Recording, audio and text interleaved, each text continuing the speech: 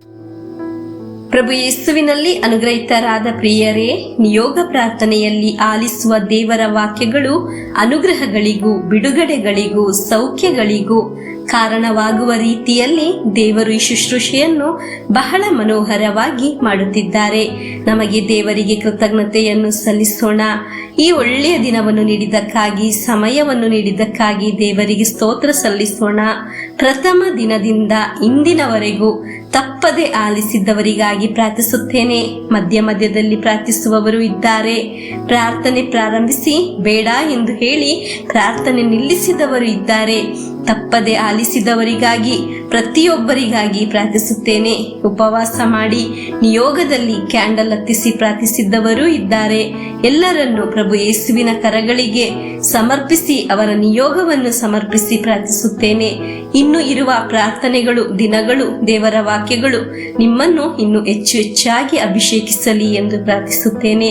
ಇಂದು ನಾವು ಆಲಿಸುವ ವಾಕ್ಯ ಯೋವಾನನ ಶುಭ ಸಂದೇಶ 10ನೇ ಅಧ್ಯಾಯ 11ರಿಂದ 15ರವರೆಗೆ ವಾಕ್ಯಗಳು. ನಾನೇ ಉತ್ತಮ ಕುರಿಗಾಯಿ.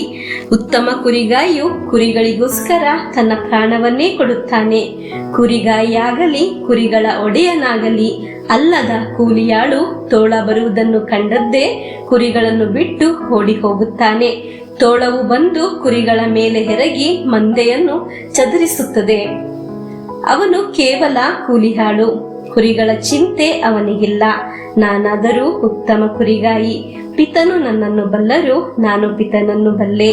ಅಂತೆಯೇ ನಾನು ನನ್ನ ಕುರಿಗಳನ್ನು ಬಲ್ಲೆನು, ಅವು ನನ್ನನ್ನು ಬಲ್ಲವು. ಅವುಗಳಿಗೋಸ್ಕರ ನಾನು ನನ್ನ ಪ್ರಾಣವನ್ನೇ ಕೊಡುತ್ತೇನೆ. ಪ್ರಿಯರೇ, ಒಬ್ಬ ಕುರಿಗಾಯಿಯ ಬಗ್ಗೆ ನಾವು ದೇವರ ವಾಕ್ಯದಲ್ಲಿ ಆಲಿಸಿದ್ದು. ಕೂಲಿಯಾಳು ಆದರೆ ತೋಳವು ಬರುವಾಗ ಓಡಿ ಹೋಗುತ್ತಾನೆ. ಆದರೆ ಯೇಸು ಸ್ವಾಮಿ ಹೇಳುತ್ತಾರೆ, ನಾನು ಉತ್ತಮ ಕುರಿಗಾಯಿಯಾಗಿದ್ದೇನೆ. ಹಲ್ಲೆಲೂಯಾ. ನನ್ನ ಕುಟುಂಬವನ್ನು, ನಾನು ಅನುಭವಿಸುವ ನೋವು, ನನ್ನ ನಿಯೋಗ, ನನ್ನದೆಲ್ಲ ದೇವರಿಗೆ ಅರಿತಿದೆ. ನನ್ನ ದೇವರು ಕೂಲಿಯಾಳು ತರ ಸಮಸ್ಯೆಗಳು, ಕಷ್ಟಗಳು ಬರುವಾಗ ಸ್ವಂತ ರಕ್ಷಣೆಗೆ ಓಡಿ ಹೋಗುವ ದೇವರಲ್ಲ, ನನಗಾಗಿ ಜೀವವನ್ನು ಅರ್ಪಿಸಿದ ದೇವರಾಗಿದ್ದಾರೆ.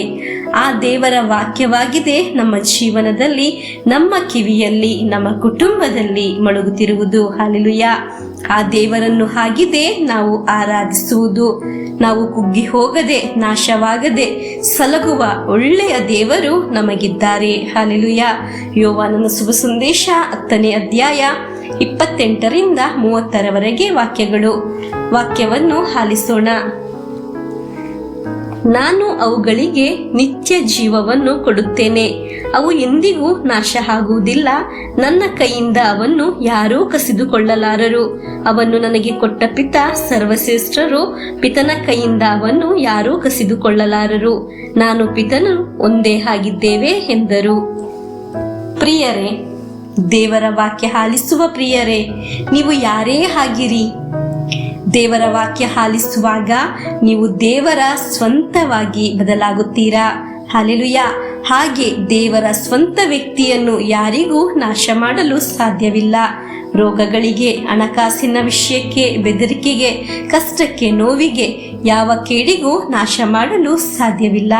ನೀವು ದೇವರ ಸಂರಕ್ಷಣೆಯಲ್ಲಿ ಸುರಕ್ಷಿತರು.